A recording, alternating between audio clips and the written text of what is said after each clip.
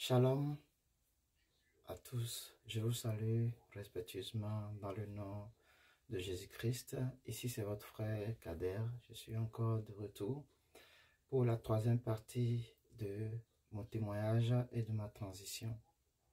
Je bénis le Seigneur qui continue par m'accorder la force de le faire pour sa seule gloire. Amen. Alors, l'épisode précédent, j'avais parlé, je vais juste un peu résumer, j'avais parlé de comment est-ce que le Seigneur venait à moi et qui me parlait de mes propres péchés. Et donc, comment est-ce que quand je me réveillais, je demandais pardon au Seigneur, je priais pour demander pardon, mais mon pardon était sincère. Et la prière que je faisais dans l'ignorance, c'était les prières que faisaient les musulmans parce que j'étais musulman, comme vous le savez déjà. Et donc, je faisais les 5 prières pour juste demander pardon à Dieu pour les péchés que je commettais. Parce que c'était des péchés dans l'ignorance. Mais le Seigneur, par les songes où il venait me voir, me montrait, me prouvait que c'était un péché. Et ce n'était pas juste et droit. Amen. Et j'avais expliqué comment est-ce que dans ces rêves, vraiment je transpirais et puis je pleurais beaucoup. Parce que c'était sincère, c'était vrai.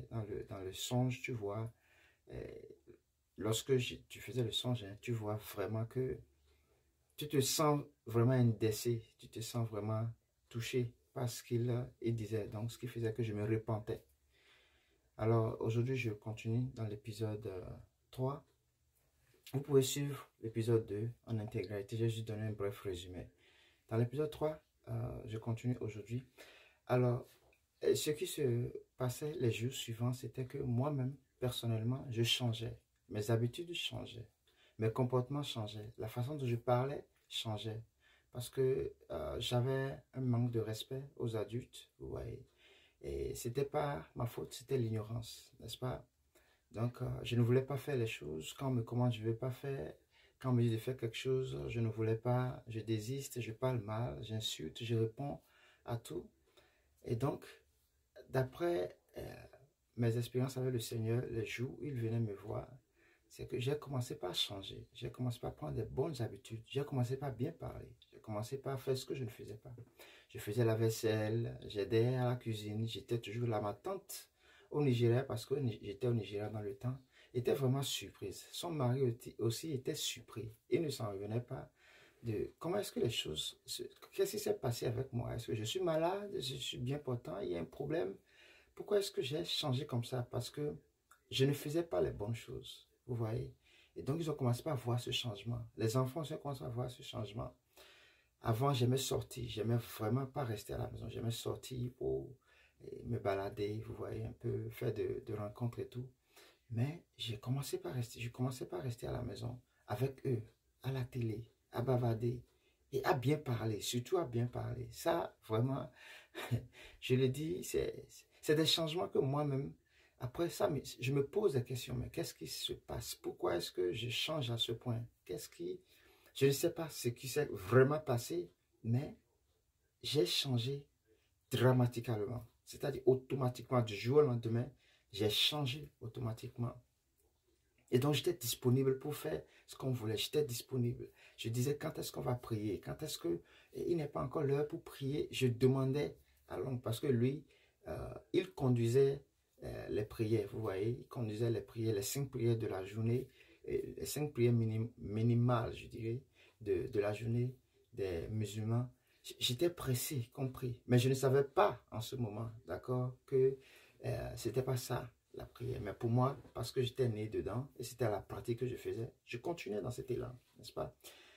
Et donc, ils ont commencé vraiment par me poser des questions, par demander qu'est-ce qu'il y a. Ils ont pris des stratégies pour m'approcher, pour voir si je vais peut-être dire quelque chose de nouveau, ou bien quelque chose d'étrange qui se passait dans ma vie. Donc, c'est comme ça que j'ai commencé par changer. Avant, je ne participais pas aux choses de la maison parce que je disais qu'ils étaient responsables de les choses. Et donc, maintenant, l'argent que je gagnais, j'arrivais à participer. J'arrivais à vraiment œuvrer dans les choses. Vous voyez, les domestiques de la sœur, parce qu'elle avait des domestiques, j'ai commencé par bien me comporter avec elle. Tout le monde était vraiment surpris de mon changement. Quand elle me demande, je n'arrivais pas moi-même, à m'exprimer, moi-même, à vraiment parler, à dire qu'est-ce qui se passait. Vous voyez.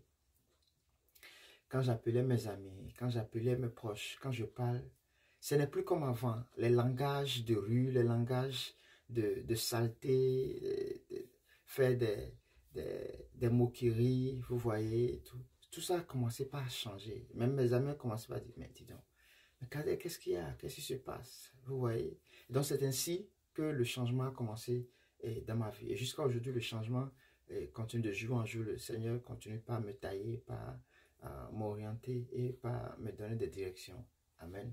Alors, donc, c'est comme ça que ça s'est passé les jours qui ont suivi après que j'ai reconnu que je commettais des péchés qui n'étaient pas droits selon le chemin du Seigneur. Donc, c'était lui qui, en fait, était en train de me changer, était en train de me corriger.